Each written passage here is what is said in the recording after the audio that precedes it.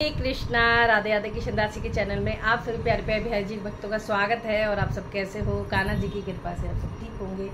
तो सभी को अपरा एकादशी की बहुत बहुत बधाई हो। चलिए जी, कथा शुरू करती हूँ और ध्यान से अच्छे से सुनना और पसंद आ जाए तो शेयर भी करना, कमेंट भी करना राधे राधे का, ठीक है। तो कथा सुनने से पहले हाथ में तुलसी पत्ता, फूल या तिल ले सकते हो आप, ठीक है। और श्रीमन नारायण नारायण नारायण भजमन नारायण नारायण नारायण लक्ष्मी नारायण नारायण नारायण गोविंद नारायण नारायण। बोलिए लक्ष्मी भगवान की जय। ज्येष्ठ मास के कृष्ण पक्ष की एकादशी को अपरा एकादशी कहा जाता है। इसके करने से कीर्ति, पुण्य तथा धन की वृद्धि होती है तथा भूत प्रेत जैसी निकृष्ट योनियों से मुक्ति मिलती है। इस व्रत के विधि विधान और फलाहार सभी एकादशियों के समान है। युधिष्ठिर ने कहा, जनार्दन, ज्येष्ठ के कृष्ण पक्ष में किस नाम की एकादशी होती है? मैं उसका महात्मा सुनना चाहता हूँ, उसे बताने कृपा कीजिए। भगवान श्री कृष्ण बोले, राजन, तुमने संपूर्ण लोगों के हित के लिए बहुत उत्तम बात पूछी है। राजेंद्र, इस एकादशी का नाम अपरा है। यह बहुत पुण्य प्रदान करने वाली और बड़े बड़े पापों का नाश करने वाली है।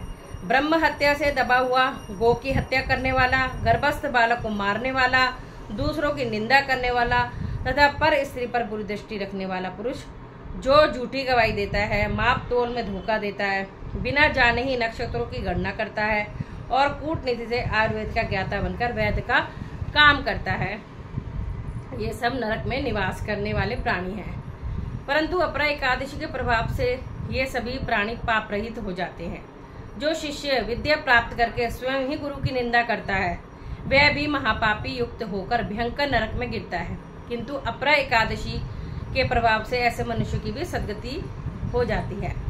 माघ में जब सूर्य मकर राशि पर स्थित हो, उस समय प्रयाग में स्नान करने वाले मनुष्यों को जो पुण्य प्राप्त होता है, काशी में शिवरात्रि का व्रत करने से जो पुण्य मिलता है, गया में पिंडदान करके पितरों को तृप्त प्रदान कराने वाला पुरुष जिस पुण्य का भागी होता है, बृहस्पति के सिंह राशि पर स्थित होने पर गोदावरी में स्नान करने वाला मानव जिस फल को प्राप्त करता है, बद्रिकाश्रम की यात्रा के समान भगवान केदार के दर्शन से तथा बद्री तीर्थ के सेवन से जो पुण्य उपलब्ध होता है, तथा सूर्य ग्रहण के समय कुरुक्षेत्र में दक्षिणा सहित यज्ञ करके हाथी, घोड़ा, स्वर्ण दान करने से जिस फल की प्राप्ति होती है, अपरा एकादशी के प्रभाव से भी मनुष्य वैसा ही फल प्राप्त करता है। अपरा को उपवास करके भगवान वामन की पूजा करने से मनुष्य सब पापों से मुक्त हो श्री विष्णु लोक में प्रतिष्ठित होता है। इसको पढ़ने और सुनने से सहस्त्र गोदान का फल मिलता है। बोलो श्री हरि विष्णु भगवान की जय, लक्ष्मी नारायण भगवान की जय। श्रीमन नारायण नारायण नारायण लक्ष्मी नारायण नारायण नारायण। देखा कितना प्रभाव है इस एकादशी का, तो आप जरूर से करें। चलिए जी, सभी एकादशियों के नाम ले लेती हूँ। उत्पन्ना एकादशी, मोक्षदा एकादशी, सफला एकादशी, पुत्रदा एकादशी, षटतिला एकादशी, जया एकादशी, विजय एकादशी, आमल की एकादशी, पाप मोचन एकादशी, कामदा एकादशी, बरुथनी एकादशी, मोहिनी एकादशी, और जो आज है ज्येष्ठ मास की अपरा है, ये कृष्ण पक्ष की है। अब जो अगली आएगी वो शुक्ल पक्ष की निर्जला एकादशी होगी।